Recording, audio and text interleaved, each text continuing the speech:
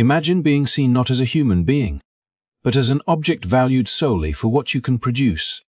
For millions of Africans brought to America during the era of slavery, this was not a thought experiment. It was their daily reality.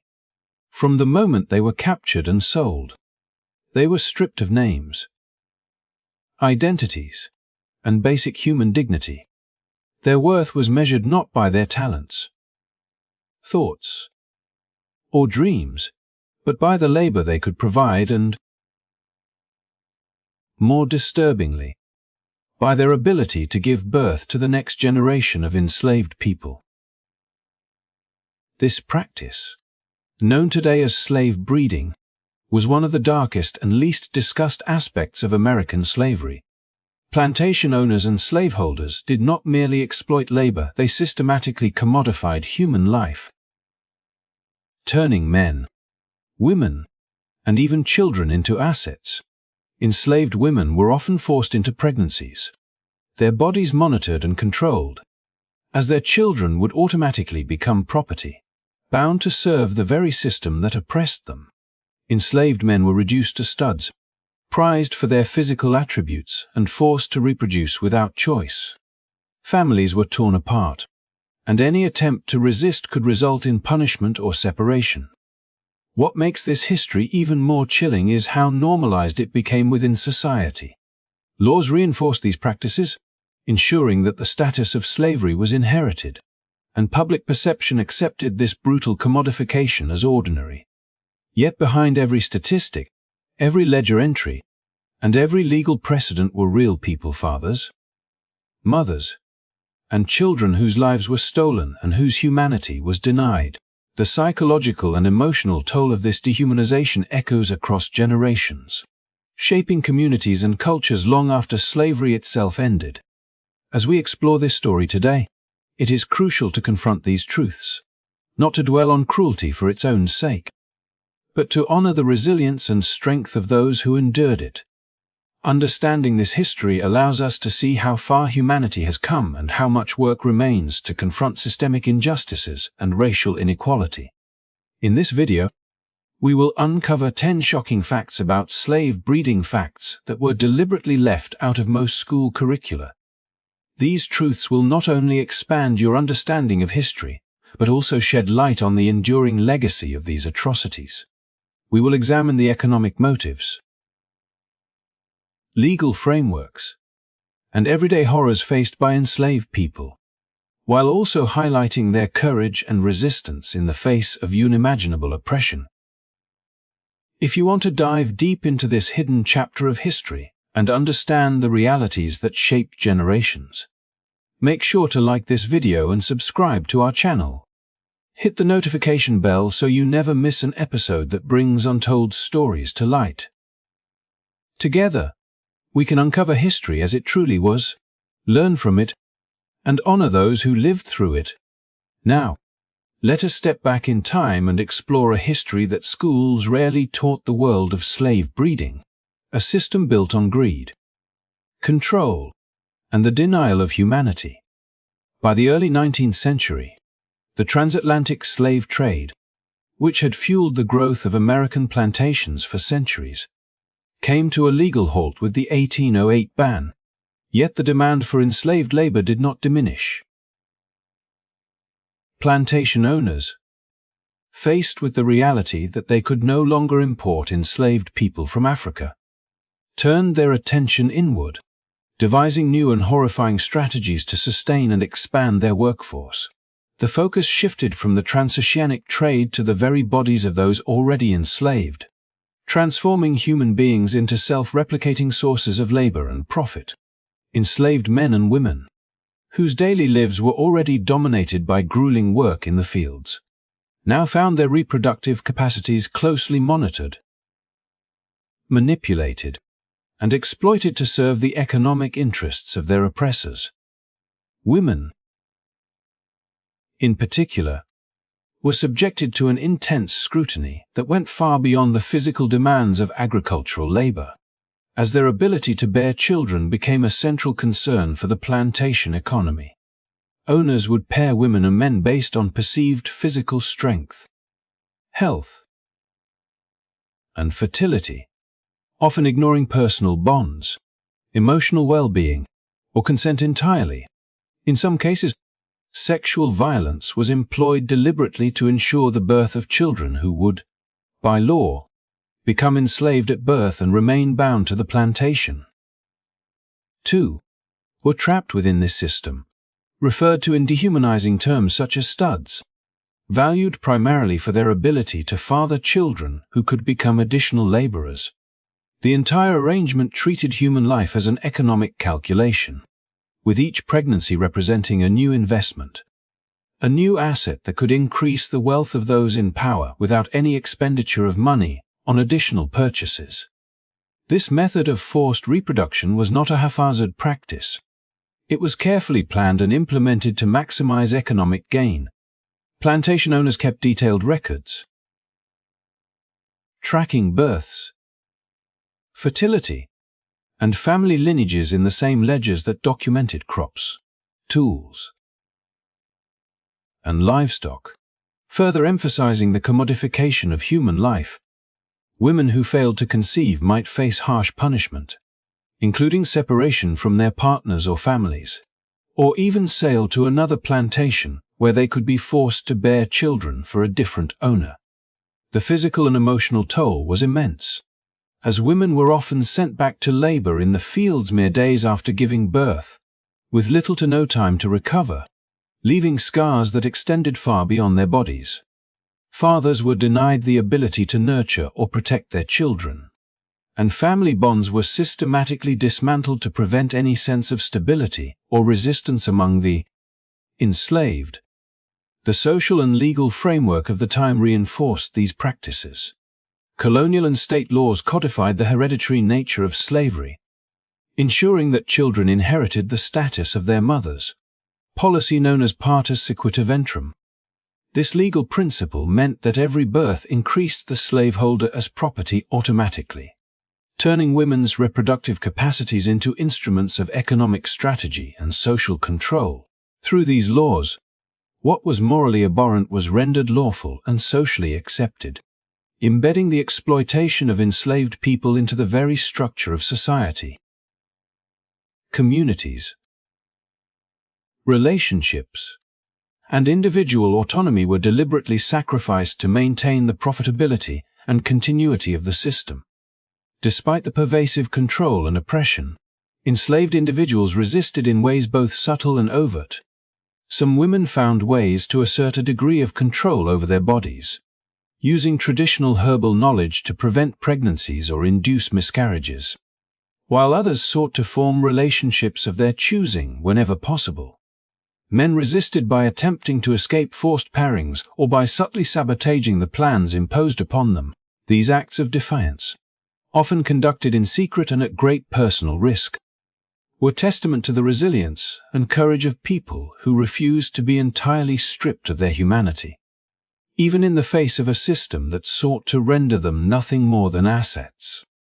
The economic drive behind forced breeding extended beyond individual plantations and became a cornerstone of the Southern economy. Each child born into slavery represented not only a source of free labor, but also a tradable commodity in an extensive internal market, where families were often separated and sold to meet the financial goals of their owners. The relentless pursuit of profit overshadowed the human cost. With pain, suffering, and trauma rendered invisible except in the whispered stories passed among the enslaved, the strategy of forced reproduction created generations of people whose lives were dictated by the needs of an economic system that saw them only as tools for gain. And the emotional and cultural scars left by this practice endured long after the legal end of slavery, the period following the 1808 ban. Therefore, represents a dark chapter in which the cessation of the international slave trade did not alleviate the suffering of those in bondage, but instead intensified it in a different form.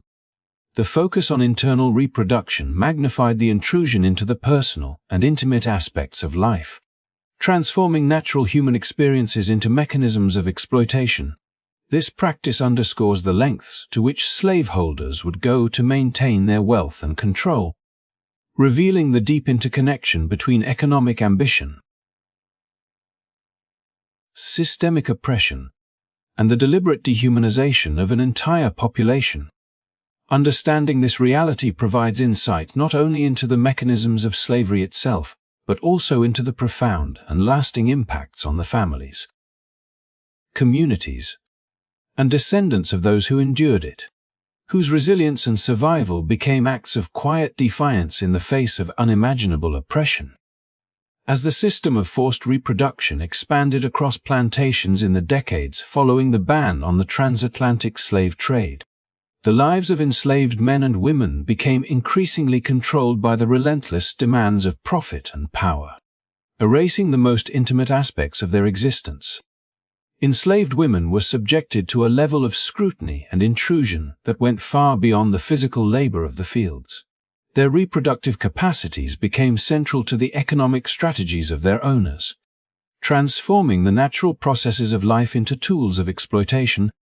Plantation overseers and owners made deliberate decisions about who would be paired together, often based solely on physical attributes such as strength, health, and perceived fertility, while completely disregarding the desires, emotions, or consent of those involved. Men were labeled in dehumanizing terms that reduced them to their biological function, regarded as studs whose sole value lay in their ability to father children, while women were similarly stripped of agency and treated as vessels for generating new enslaved lives. The mechanics of this system were chillingly calculated. Plantation owners kept meticulous records of births, monitoring cycles and pairing patterns with the precision of managing livestock. Women who did not conceive as expected faced severe consequences, ranging from reassignment to harsher labor, separation from partners, or even sale to other plantations where they would be compelled to reproduce for a different owner. Men were expected to father children in accordance with these plans, often under coercion and threat, leaving no space for personal choice. Emotional bonds, or familial connection. The intrusion into such fundamental aspects of human life was deliberate, designed to assert control over every facet of existence while maximizing economic return. Every birth represented another asset, another worker, another unit of profit, and the personal pain, heartbreak, and resistance of those subjected to these practices were systematically ignored. The psychological and emotional toll was devastating.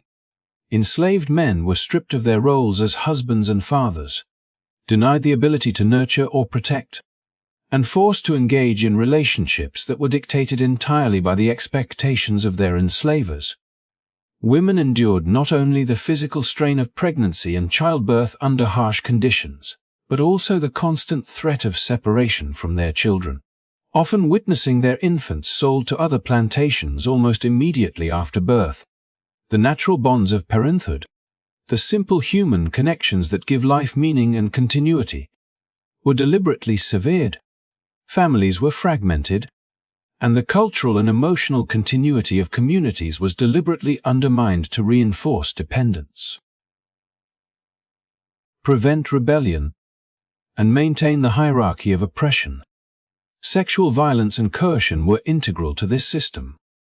Rape was used both as a means of asserting dominance and as a practical method to ensure the birth of additional enslaved children who would legally belong to the plantation. Women lived under a persistent threat, with little to no recourse or protection, and even young girls were not exempt from these abuses. The power imbalance was absolute, and any attempt to resist could result in severe punishment. Further sales, or violent retribution. The pervasive fear, trauma, and dehumanization shaped the daily existence of enslaved people, embedding layers of psychological suffering that extended far beyond the immediate experience of physical violence. Yet, despite the relentless oppression, acts of resistance persisted, demonstrating the resilience and courage of those subjected to these horrors. Women sometimes found ways to regain a measure of control over their own bodies, using traditional knowledge to prevent pregnancy or end unwanted pregnancies, while men sought ways to subvert forced pairings or escape from the system entirely. Even in the face of overwhelming power, enslaved people maintained a sense of agency where they could. Employing secrecy, solidarity, and ingenuity to assert their humanity. These quiet rebellions were not merely acts of defiance but vital assertions of identity, a refusal to be reduced entirely to property or profit, and a testament to the enduring strength of the human spirit under extreme oppression. The systematic use of forced pairings and sexual coercion illustrates the depths to which slavery intruded upon the most personal and intimate aspects of human life. It was a strategy that combined economic calculation with psychological control, ensuring that the enslaved population would continue to expand while simultaneously breaking bonds, erasing autonomy, and inflicting profound trauma. Children born into this system inherited not only the legal status of slavery but also the weight of disrupted family structures and generational pain, perpetuating cycles of suffering that extended far beyond the plantation gates. Understanding this chapter of history reveals how deeply the machinery of slavery penetrated daily life, controlling not only labor but the very essence of human relationships, choice, and dignity. The story of forced reproduction and the denial of consent underscores the calculated cruelty of the system while also highlighting the courage, resilience, and quiet defiance of those who endured it. Their experiences serve as a powerful reminder of the human cost of treating people as commodities, and of the enduring impact such systems of exploitation leave on generations that follow. Shaping communities, identities, and collective memory long after the legal end of slavery. As the practice of forced reproduction became central to the survival of the plantation economy, the legal framework of the time provided the structural backbone that allowed such exploitation to flourish unchecked, embedding the commodification of human life into the very laws of the land. One of the most insidious legal mechanisms was the doctrine known as partus sequitur ventrum, established in colonial Virginia in 1662, which decreed that the status of a child followed that of the mother. This seemingly technical legal provision carried profound consequences. Every child born to an enslaved woman was automatically considered enslaved, ensuring that the institution of slavery could reproduce itself across generations without the need for additional purchase or importation. While the moral implications of such a law were glaring, its existence normalized the notion that human beings could be treated as property, and that reproductive capacity was a legitimate source of wealth and control. This law reinforced a system in which the bodies and lives of enslaved people were subject not only to the demands of labor, but to the economic interests of those who claimed ownership over them. Plantation owners could rely on the birth of children as a self-sustaining means of expanding their workforce, and women's reproductive functions were systematically monitored and exploited for profit. Men and women alike were denied agency over the most intimate aspects of their lives, their personal desires rendered irrelevant in the face of a law that codified their status from birth. Families, love, and personal choice were subordinated to a legal and economic calculus designed to perpetuate ownership and control, making it nearly impossible for enslaved people to carve out spaces of autonomy or security, even within their own households. The law's reach extended far beyond the individual families it directly impacted. It shaped the social and economic fabric of the colonies and later the southern United States. By legally guaranteeing that the children of enslaved women remained property, slaveholders could plan for long-term profit, expanding their human capital without depending on the uncertain and increasingly restricted transatlantic trade. This created a chilling economic incentive to control reproductive processes with precision and coercion, ensuring that every child born became a new contributor to the plantation's labor force. Women were compelled to bear children under conditions that were often brutal and unsanitary, while men were reduced to tools of reproduction, all operating within a system sanctioned and protected by law. The intertwining of legal authority with economic motivation illustrates how deeply the structures of slavery were embedded, making exploitation not only socially accepted but formally codified. Partus sequitur ventrum also had profound social consequences for enslaved communities. It systematically undermined familial bonds by making parenthood inseparable from ownership. Fathers could not claim authority over their children, and mothers had little hope of protecting their offspring from sale or forced labor. The law perpetuated a cycle in which children were automatically enrolled into a life of servitude, stripping families of choice, continuity, and cultural stability. The deliberate severing of emotional and social connections was a form of psychological control that extended the power of the plantation far beyond the laborer's physical capacity. Embedding fear, dependence, and a sense of powerlessness across generations. The implications of this legal framework were far-reaching. Enslaved people were compelled to live under the constant knowledge that their children would inherit the same bondage they endured, a realization that compounded the trauma of daily labor and abuse. Mothers carried not only the burden of physical toil, but the emotional weight of knowing that their children's lives were predetermined by the law, leaving them vulnerable to separation, exploitation, and the full force of the plantation's authority. Fathers were equally constrained, unable to protect or guide their children and reduced to a role defined entirely by reproduction, rather than family or personal identity. The law transformed the most fundamental aspects of human existence: birth, family, and agency into instruments of economic and social control, ensuring the continuity of slavery in a way that mere force or coercion alone could not achieve. Despite the oppressive legal environment, enslaved people found ways to resist, navigate, and survive. Women employed herbal knowledge and other strategies to regain some measure of control over their reproductive lives, while men sought to challenge or evade forced pairings whenever possible.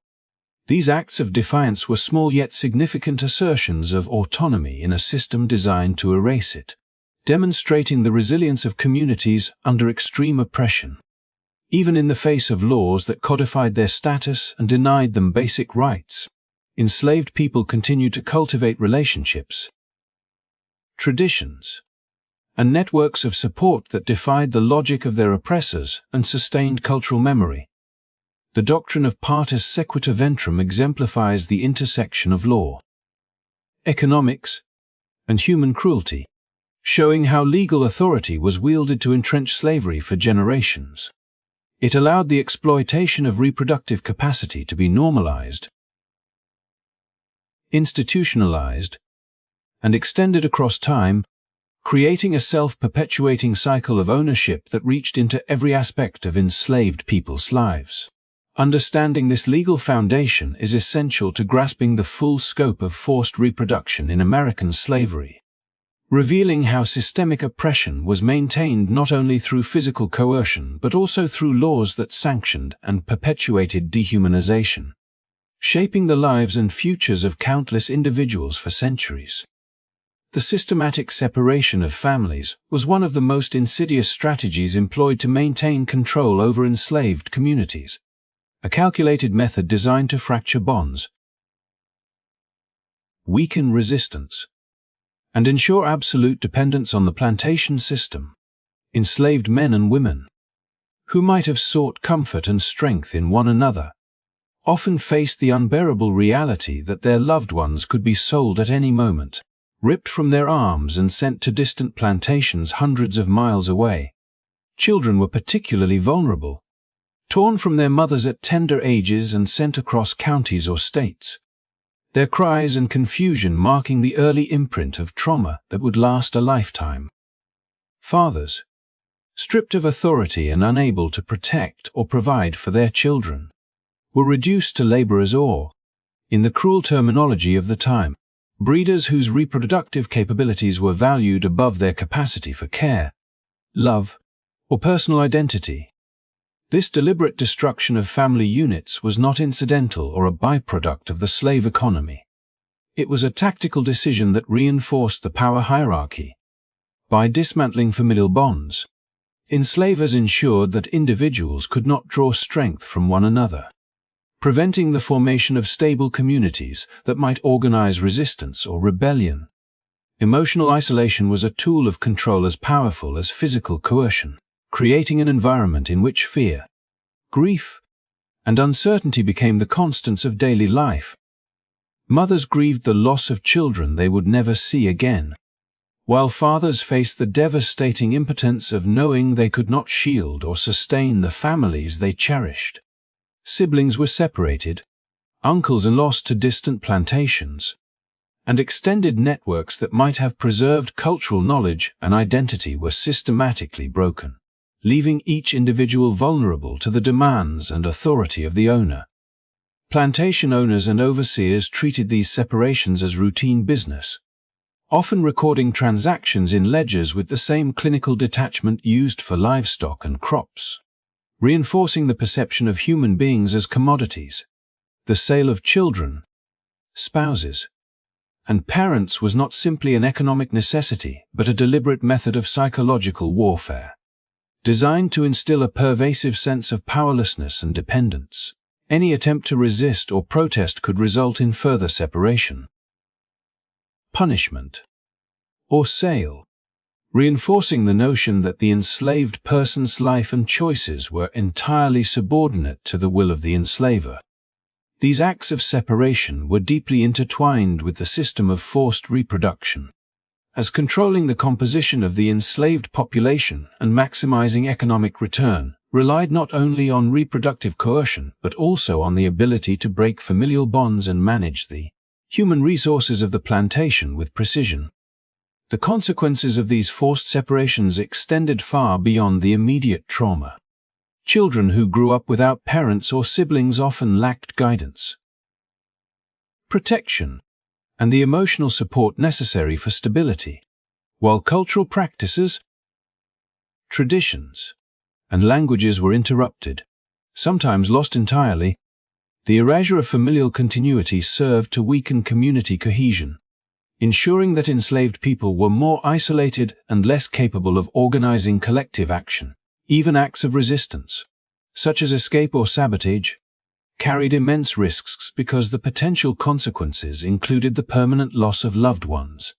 Yet, within this oppressive system, enslaved people sought ways to preserve connection whenever possible, forming chosen families, nurturing friendships that transcended the bloodline, and maintaining cultural practices in secret to sustain identity and hope. The psychological toll of witnessing the sale or forced separation of loved ones was immense. Mothers often carried the weight of grief for children taken away, grieving not only the loss but the inability to protect or care for them. Fathers endured the frustration and helplessness of being denied the capacity to provide security, to guide, or even to maintain contact. These separations created an enduring legacy of trauma, embedding grief, fear, and a sense of vulnerability into the collective consciousness of enslaved communities. Stories passed down through generations reveal the depth of this impact, illustrating how the systematic destruction of family units was not simply a feature of slavery, but a mechanism designed to control, dehumanize, and subjugate, leaving scars that would reverberate long after the legal abolition of slavery. Even in the face of such relentless control, enslaved people demonstrated remarkable resilience. Mothers and fathers found ways to maintain bonds, passing messages through letters or intermediaries, and forming networks of care that defied the formal structures designed to suppress them. Communities devised methods to support children orphaned by sales or forced removals, ensuring that knowledge, traditions, and identity could survive despite the attempts of the plantation system to eradicate them. These acts of solidarity, often quiet and unrecorded, were acts of defiance, asserting the humanity, dignity, and enduring strength of those who lived under conditions intended to strip them of all connection and selfhood. The deliberate tearing apart of families, interwoven with forced reproduction, legal codification, and systemic violence, highlights the calculated cruelty of the institution of slavery. It underscores how power, economics, and law were mobilized to control every aspect of life for enslaved people, reaching into the most personal relationships and shaping identities, communities, and cultural memory across generations. By examining this aspect of history, it becomes clear not only how slavery functioned to exploit labor, but also how it systematically dismantled human bonds, leaving a legacy of grief, resilience, and enduring strength that continues to shape the stories of descendants today. The legacy of slavery is not confined to the pages of history books or the distant past. It reverberates through the lives of descendants, shaping identities, experiences, and struggles in ways that are both profound and enduring. The emotional and psychological scars inflicted by forced reproduction, the deliberate dismantling of families, and systemic abuse did not end with emancipation, but rather became woven into the fabric of Black communities, influencing social dynamics, cultural memory, and the very conception of self for generations that followed. The trauma of knowing that one's parents, siblings, or children could be torn away at any moment, combined with the knowledge that one's body and reproductive capacity had been exploited for the profit of others, created layers of grief, fear, and distrust that lingered long after the physical bonds of slavery were broken. Children born into post-slavery America carried with them the inherited weight of generational trauma. Stories passed down within families, sometimes spoken aloud, sometimes whispered in quiet corners, kept the memory of suffering alive while also serving as a guide to navigating a world still marked by racial oppression. The psychological impact of such trauma manifested in a range of ways: a heightened sense of vigilance, an instinct to protect family and community at all costs, and a profound awareness of the fragility of security and autonomy. These inherited patterns of emotional resilience and caution were, in many cases, necessary survival mechanisms. Yet they also illustrate how the consequences of slavery extend beyond economics or legal status, embedding themselves deeply into the psyche of descendants. The social and cultural consequences of these scars are equally significant. The destruction of families under slavery disrupted the transmission of cultural knowledge, traditions, and language, leaving gaps that communities have worked tirelessly to reconstruct over centuries. Oral histories, songs, spiritual practices, and community networks became essential tools for preserving identity and continuity, offering both solace and strength in the face of systemic marginalization. The emotional toll of separation and exploitation, compounded by centuries of discriminatory policies and societal prejudice, reinforced cycles of inequality while simultaneously fostering remarkable creativity, resilience, and solidarity within Black communities. These dual legacies of suffering and of survival illustrate the complexity of the historical imprint of slavery and its enduring relevance to contemporary struggles for justice, recognition, and equality. Educational, economic, and legal inequalities that persist today are in many ways extensions of the mechanisms of control established during slavery. The psychological and social damage wrought by the denial of autonomy, the enforcement of reproductive control, and the fragmentation of families created patterns of vulnerability that have been magnified across generations. Children born into communities affected by these legacies often contend with structural disadvantages in schooling, employment, and access to resources, while simultaneously inheriting the emotional burdens of past traumas. At the same time, The resilience cultivated through centuries of survival under oppression continues to inform strategies of community support, activism, and cultural affirmation, demonstrating the enduring agency and creativity of those who inherit these histories. The intergenerational transmission of trauma is particularly evident in the ways that family structures and emotional bonds are navigated within Black communities today. Parents and elders carry the knowledge and caution of ancestors who endured systematic dehumanization, guiding subsequent generations to protect themselves and their loved ones in a world that continues to present challenges. This inherited wisdom often coexists with the unresolved grief, anxiety, and fear that descend from the historical realities of slavery, creating a layered experience in which resilience and vulnerability are intertwined. The tension between enduring trauma and cultivated strength defines much of the contemporary Black experience, illustrating how deeply history can shape identity while also highlighting the capacity for agency. Adaptation and cultural preservation. Art, literature, and music have become powerful mediums through which the emotional legacy of slavery is both expressed and transformed. Generations of Black artists have grappled with themes of loss, displacement, and resilience, translating inherited trauma into creative works that educate, inspire, and foster communal healing. From the blues and gospel traditions to contemporary literature and film, the narratives of ancestors' suffering and endurance are preserved, celebrated,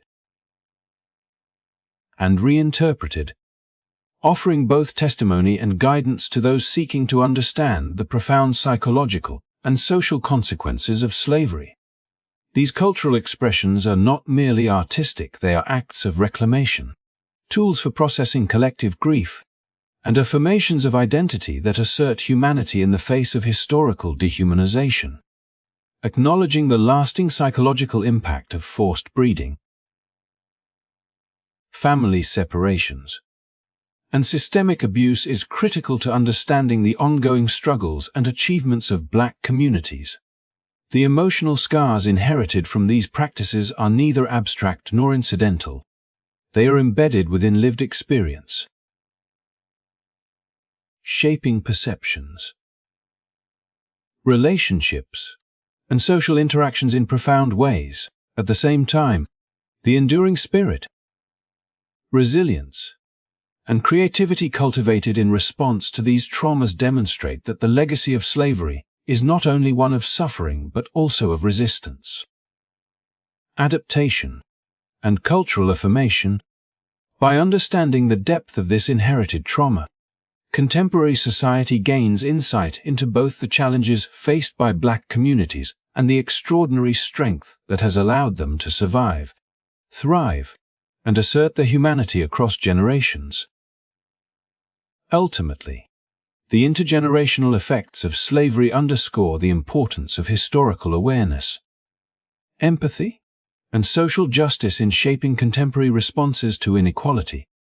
Recognizing how the emotional and psychological wounds of the past continue to influence identity and community life is essential for fostering understanding, equity, and healing.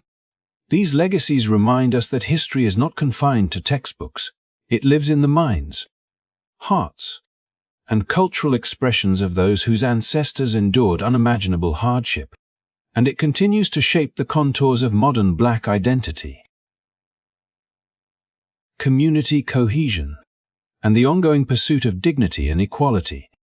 As we bring this difficult story to a close, it is vital to recognize the ways in which the history of slave breeding has been systematically omitted from mainstream narratives, leaving many unaware of the full extent of the horrors endured by enslaved Africans and their descendants. For decades, educational curricula have glossed over the most intimate and brutal aspects of slavery, sanitizing history to focus on labor and economics while largely ignoring the deliberate exploitation of human reproduction, the destruction of families, and the calculated strategies used to strip enslaved people of autonomy and dignity. This omission does more than erase uncomfortable truths. It perpetuates misunderstanding, diminishes empathy, and hinders meaningful recognition of the generational trauma that continues to affect Black communities today. By uncovering these hidden narratives, we not only honor those who suffered but also confront the deep-seated structures of racism and inequality that persist in society.